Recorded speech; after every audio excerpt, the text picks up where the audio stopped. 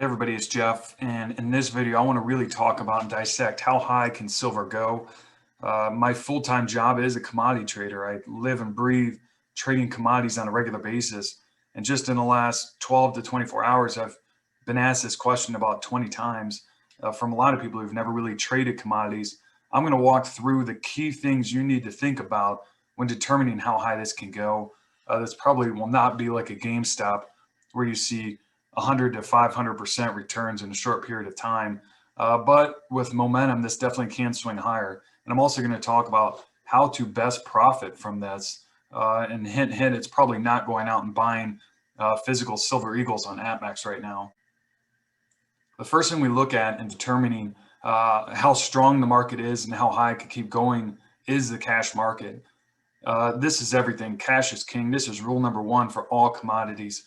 And it applies to silver, gold, grains, which is what I mainly trade, which is corn, beans, and wheat. Cash is king. And when I say that, I mean the cash market will determine where the futures or the paper goes way more often than the futures will determine where the cash market goes.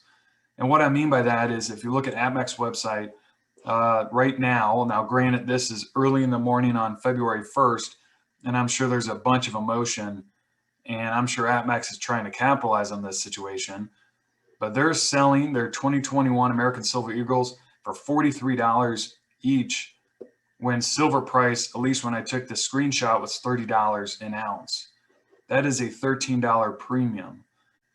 And this really is the second most important rule is the fund positions. Funds, for better or worse, drive where the market goes in commodities. Commodities can be manipulated because some commodities are not that deep. Now, they can't be manipulated like GameStop in terms of being able to literally short the entire float and push the market up to obscene levels, but they can definitely move the market with their trading size. Well, here's a key question. Are funds actually short? And the answer is essentially yes and no. What essentially CFTC has created back in 2006 is they require what they call managed money, which are the hedge funds, to publicly post their position every single week. Now, they do it anonymously, but these funds will say, I am either net long silver or net short. And based on where their position is, if they're net long, they'd fall into this long managed money category. And as of January 26 of 2021, a total of 66,111 contracts were net long silver, whereas on the short side, there were 23,113. So in a sense, there are funds that are out there that are technically net short silver, but they're just 1/3 the longs. And that's an important scenario. This could be more dynamic and explosive to the upside if those two numbers were switched. If the world kind of converged on silver at a moment where the short side was 66,000, the long side was 23. But the reality is there are more longs than shorts. So as the market goes up, if these long funds say, man, this is an opportunity to take profits, they could be selling potentially 3 contracts for every 1 contract the short side is covering. So in the moment, if I had to guess, if I were managing these managed money funds, if I were in the long side, I'd be sitting patiently and letting this thing play out where the short side could probably get squeezed. Now, it's also important to look at how has the short side changed over the last 5 weeks and compared to the recent highs. And I tracked this off to the right here. You can see they've actually been slowly covering their shorts. Back in December 22nd, they were short 27,000 or almost 28,000, and they've slowly drifted that down to a short of 23. So quietly, they have been covering, whereas the futures or the paper price at the time was not moving at all. And at its most recent highs, which we've just surpassed overnight, on August 11th, when silver originally traded up to $30, they were short around 27,000. So at its most wild, you might see the short side down to maybe 5,000 contracts. So there are potential to see some short covering from that side. I'm sure we're seeing it tonight. And then rule number 3 is the actual fundamentals.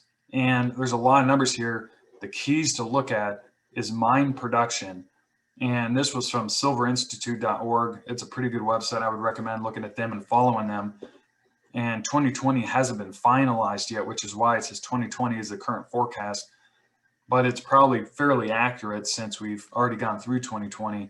But you could see that the mine production is actually down at its lowest level since 2012.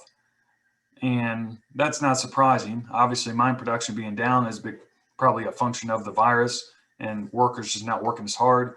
But high prices will cure this, and that mine production, you better believe, will probably start to ramp up. Now, just because supply will eventually ramp up doesn't mean that prices can't still go higher, and that's solely dependent on demand. The interesting thing is you can see industrial demand, which is a very important factor, and that you can see it's exactly half of the total overall demand is down as well in 2020. And again, that's also probably a function of the virus. And if the economy continues to open and ramp up, you could probably see it edge back to this kind of pre-virus level of 510 to 520. But the key focus and the most interesting is the net physical investment, which is kind of us as the bullion stackers, the coin collectors and stuff like that, is the highest level since 2016. You can see we were up in the 300s and 240s back when silver originally traded up to $50 an ounce back in 2011. So we still have some ways to go. But the most important number of all is the market balance, which is kind of the net left over when you take supply minus demand. And at 14.7, that is on the low end, especially the low end since 2016. We had that anomaly in 2015 that was quickly corrected by lower demand.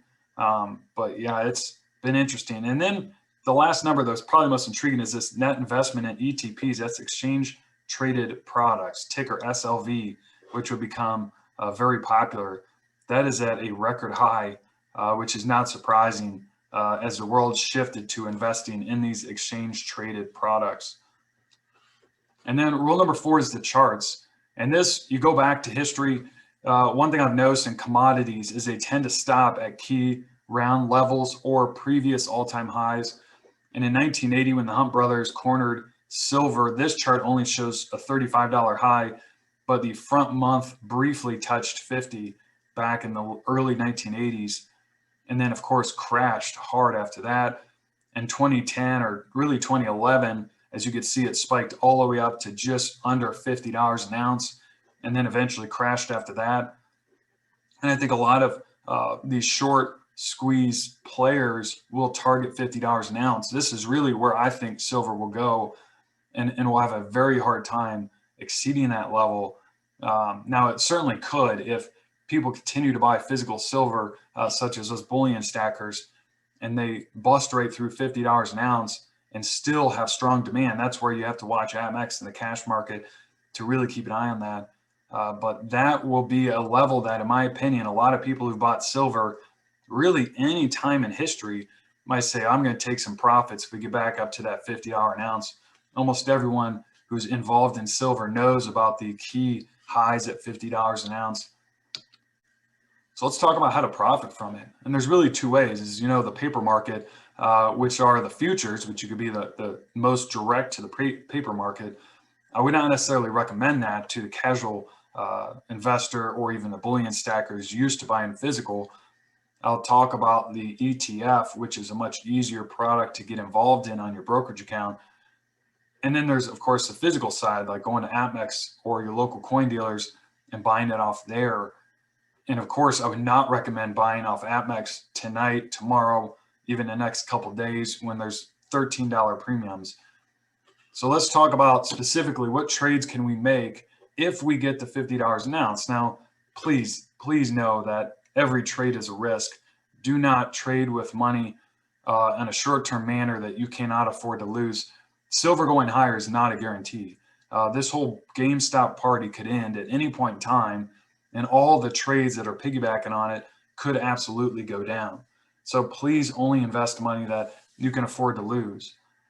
Now, getting to the actual trade, let's talk about paper versus physical.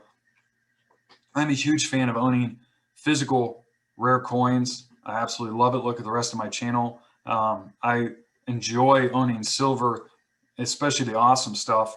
But in terms of short-term market direction, physical is absolutely the worst possible way to play it, simply because there's just so many transaction costs that go into it. on the buy side, eventually the sell side, that you just cannot actually profit from short-term moves. And what I mean by that is, let's jump to the physical side first. A 2021 American Silver Eagle off APMEX, which is about the identical price to all other random years. For small time players who want a quick purchase, instead of sending a check or wiring to APMEX, you go on there with your credit card and you're paying $46.61 each when the spot silver market is 30. So if you're buying less than 19 of them, even more than that, because in here you're buying 20, it's only a 5 or 10 cent savings buying more than 19. And if, like, for example, I live in Ohio, I'm paying a 7% sales tax on it, there's another $3. Now they offer free shipping, but if I ever eventually sell this, if spot, let's say, gets up to $50, and in that environment, let's say I have $1,000 today and I want to spend, or I just want to go out and buy Silver Eagles off APMEX, I'm going to pay almost $50 an ounce combined to get those Silver Eagles. So I'm going to buy 20 American Silver Eagles. If I then in turn watch silver spot, or if the silver paper market go up to $50 an ounce, well, I spent 50 just to acquire these. So unless there's still a premium at that moment, which I don't know if there will, because I think there's going to be a lot of selling from everyone who's holding physical silver. If we get to $50 an ounce, well, the coin dealers of the world, the APMEXs of the world, if suddenly there's a flood of selling and a slowdown in buying, they're probably going to pay under spot silver at that moment. They're probably not going to be paying over $50 an ounce unless the demand is just that strong. So even though we might be right on our market direction, silver might go from 30 to 50, you're not going to make a dime buying the physical. Let's go back to the paper. The only way I'd recommend doing this is through the ETF SLV, which you can pretty much find on any Yahoo Finance, or all brokers allow it. Again, please only trade with money that you can afford to lose, because this is not a guarantee. This is high emotion trading. And in my experience, having traded full time for 12 to 15 years, anytime there's high emotion trading, there's going to be a lot of whiplashes and a lot of scared moments that the market might move against you. So please be cautious. But I want to put this video out. I very much appreciate you sticking to the end. Hopefully it helped you a little bit. And if you can, please consider subscribing to my channel. Take care.